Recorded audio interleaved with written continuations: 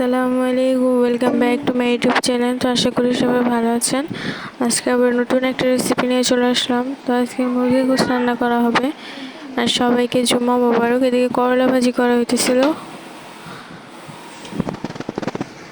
তো আজকে প্রায় অনেক দিন পর ভিডিও ছাড়া হইতেছে, ভিডিও আপলোড করা হইতেছে। প্রায় এক সপ্তাহের মতো আমরা কোনো ভিডিও আপলোড করি নাই। তো আপনারা প্লিজ আপনাদের যাদের কাছে আমার ভিডিওগুলো যাবে তারা অবশ্যই লাইক কমেন্ট করে আমাদের পাশে থাকবেন। আমাদের ছোট্ট একটি চ্যানেল, সবাই যদি সাপোর্ট করেন তাহলে আমরা অনেক বড় কিছু করতে পারবো। সবাই একটু সাপোর্ট করেন। এই যে আম্মু এখন কড়াই চাপায় দিল, এখন মাংসগুলো ভেজে নিবে। অনেকে এভাবেই রান্না করে, আবার অনেকে ভাজা মাংস দিয়ে তারপর রান্না করে। তো আজকে আবার মাংস ভেজে তারপর রান্না করা হবে।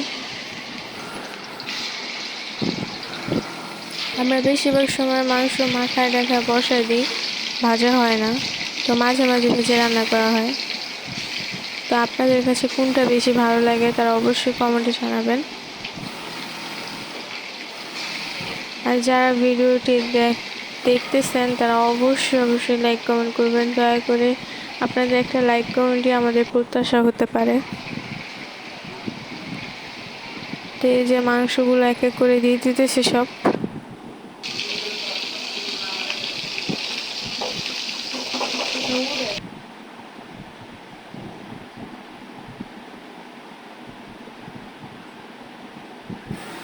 তো মাংসগুলো এখন উঠে নিতেছে, মাংসগুলো কিন্তু ভাজা শেষ।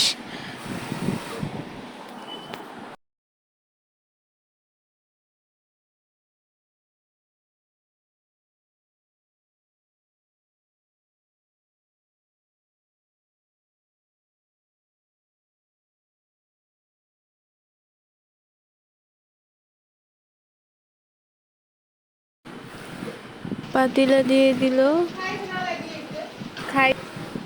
পেঁয়াজ দিয়ে দিল আর মরিচ দিয়ে দিল।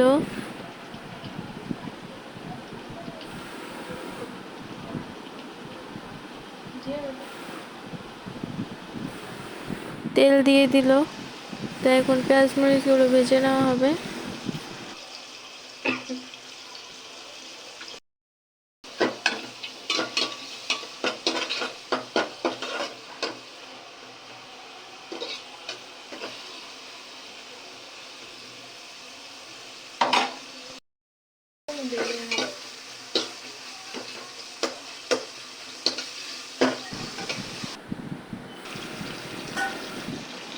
তো আদা রসুন বাটার যে পানিটা ছিল সেটা দিয়ে দিল। রসুন বাটা, গরম মশলা বাটা, সবশেষে আদা বাটা। এখন মশলাগুলো দিয়ে এখন নাড়াচাড়া করে নিতেছে। দিয়ে দিল পরিমাণ মতো লবণ।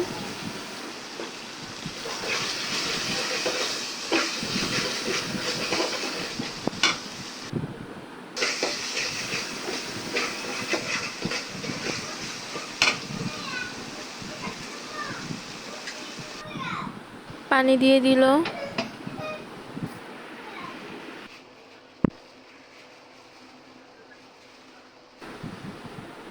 হলুদের গুঁড়া, মরিচের গুঁড়া। এখন মশলাটা কষায় নেওয়া হবে, তারপর আলুগুলো দিয়ে দিব।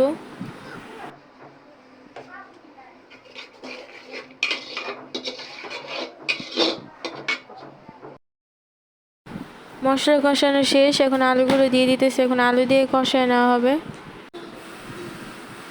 এখন আলু দিয়ে একটু নাড়াচাড়া করে নিতেছে।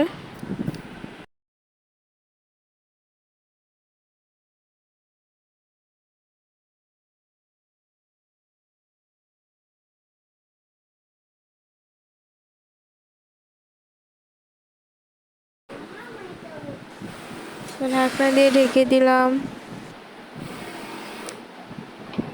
আলু দিয়ে কিন্তু কষানো শেষ। তো এখন গোশগুলো দিয়ে দিল।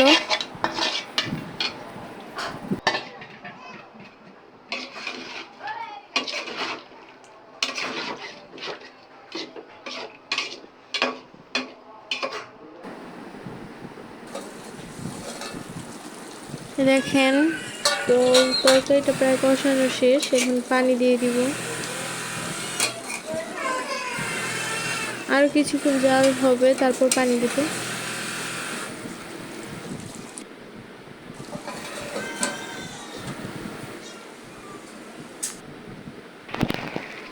তো এই যে এখন পানিটুকু দিয়ে দিব, জাল হওয়া শেষ, মানে একদম আলুগুলো সিদ্ধ হবে এটার জন্য।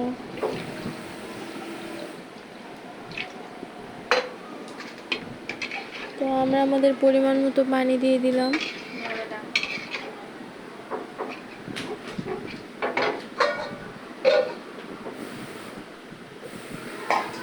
তো এই যে তরকারি রান্না করার প্রায় শেষের দিকে, এখন জিরা গুঁড়া দিয়ে দিব উপর দিয়ে। তো আম্মু জিরা গুঁড়া দিয়ে দিল।